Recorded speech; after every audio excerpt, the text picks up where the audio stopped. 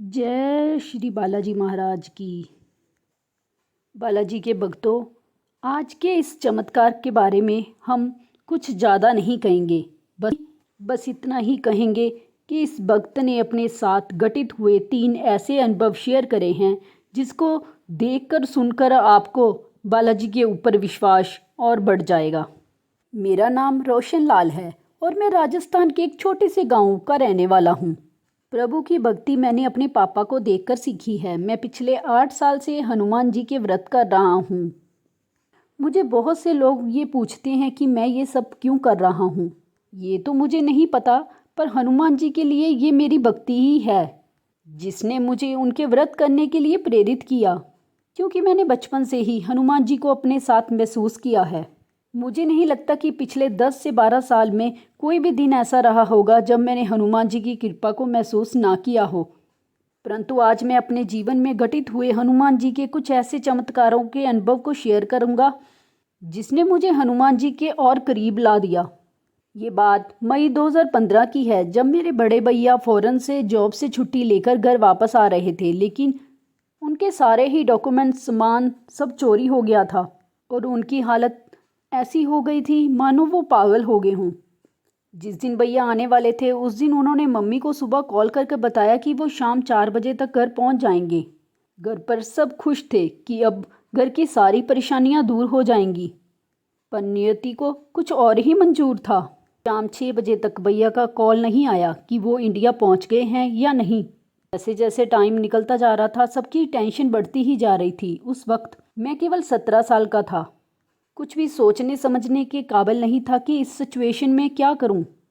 Mummy papa हर तरह से कोशिश कर रहे थे, चारों तरफ कॉल कर रहे थे, पर कहीं से कोई भी इन्फॉर्मेशन नहीं मिल रही थी।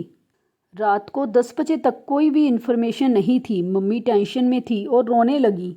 पापा जैसे तैसे उन्हें हिम्मत दे रहे थे, तो मेरी भी हिम्मत जवाब देने लगी।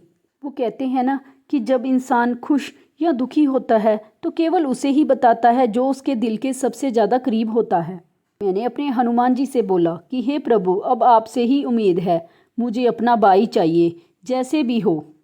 फिर जैसे तैसे रात बीतने लगी। सुबह 4 बजे भैया का कॉल आया। उन्हें भी नहीं पता कि वो कहाँ हैं और ना ही उनके पास कोई सामान है।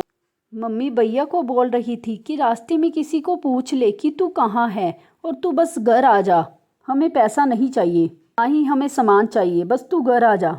फिर सुबह 5 बजे के बाद एक बार फिर भाई का कॉल आया कि वो 6 बजे तक घर पहुंच जाएगा। वो 20 किलोमीटर दूरी पर ही है घर से। अब ये बात मम्मी ने मुझे बताई, पर उस समय घर पर कोई गाड़ी नहीं थी, तो मैं पैदल ही घर से निकल गया।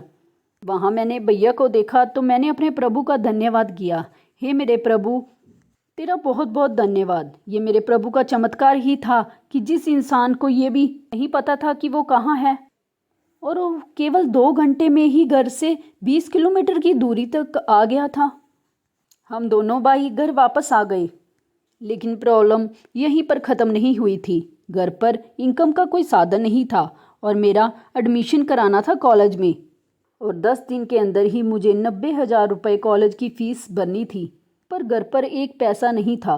तब मैंने पहली बार अपने पापा की आंखों में आंसू देखे। पापा मुझे बोले कि बेटा, मुझे लगता है कि मैं तेरा एडमिशन नहीं करा पाऊँगा। मैंने पापा से कहा कि आप हिम्मत मत हारिए, आप बस प्रभु पर विश्वास रखिए, सब ठीक हो जाएगा। मई महीने में बहुत गर्मी होती है, लेकिन फिर भी पापा घर से उस गर्मी में पैदल ही निकल गए और किसी को पैसों के लिए बोले, ये बेटे का एडमिशन कराना है। आप मेरे प्रभु का चमत्कार तो देखो। उस आदमी ने पापा को 1 लाख रुपए बिना कुछ कहे दे दिए। ये सब मेरे प्रभु का ही चमत्कार था। प्रभु के आशीर्वाद से सब धीरे धीरे नॉर्मल होने लगा। उस दिन से मैंने अपने प्रभु से केवल यही मांगा था कि प्रभु मुझे इतना काबिल बनाना कि मैं अपने मम्मी पापा की आंखों में फिर से आंसू ना देखूं। प्रभु की कृपा तो देखो, मेरे बीटेक के 3rd ईयर में ही एक MNC में प्लेसमेंट हो गया। उस दिन मैंने अपने पापा की आंखों में खुशी की चमक पहली बार देखी।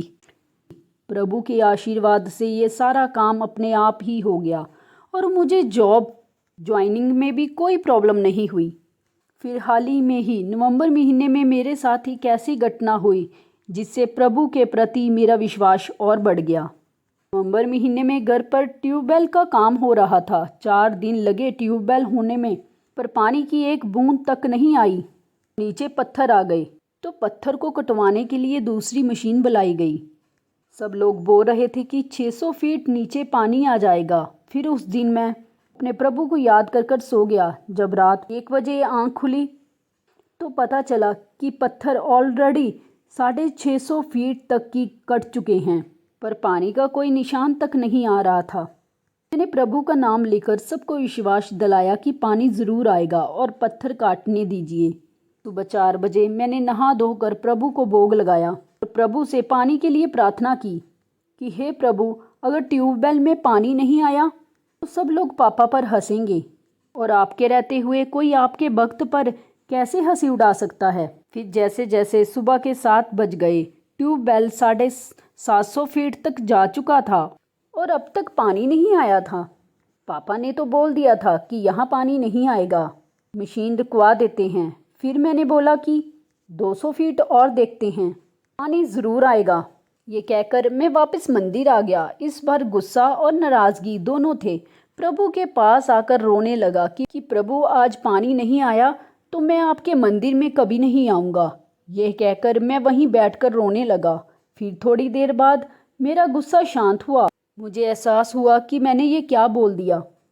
मैं ये सोच सोच कर रोने लगा कि प्रभु, आपके नाम से दिन की शुरुआत होती है और अब अगर ट्यूबवेल में पानी नहीं आया तो मैं तो अपने ही संकल्प की वजह से आपसे दूर हो जाऊंगा।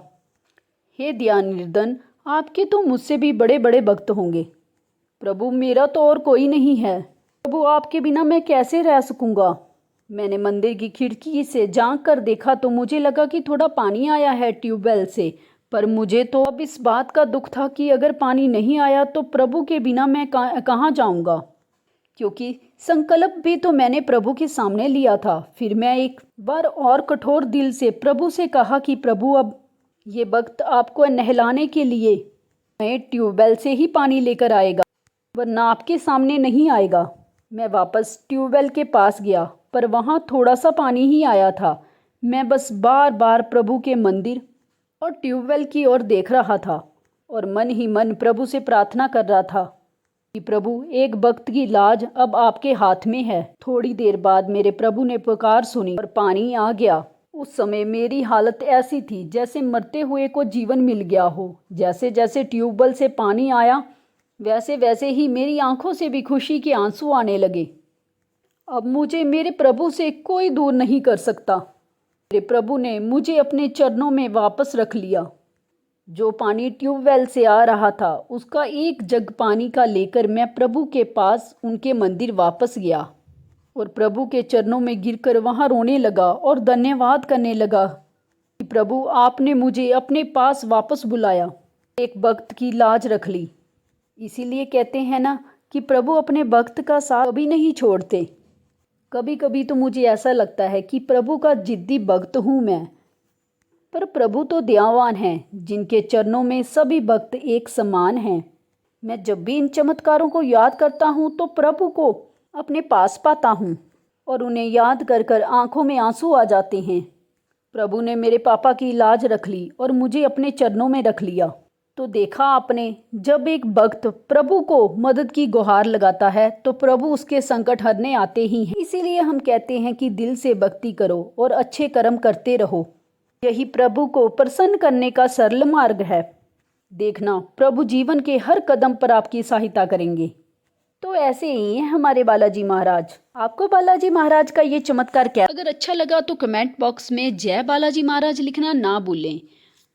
अगर आप इस चैनल पर पहली बार आए हैं तो चैनल को सब्सक्राइब करें, वीडियो को लाइक शेयर ज़रूर करें। जय बालाजी महाराज की।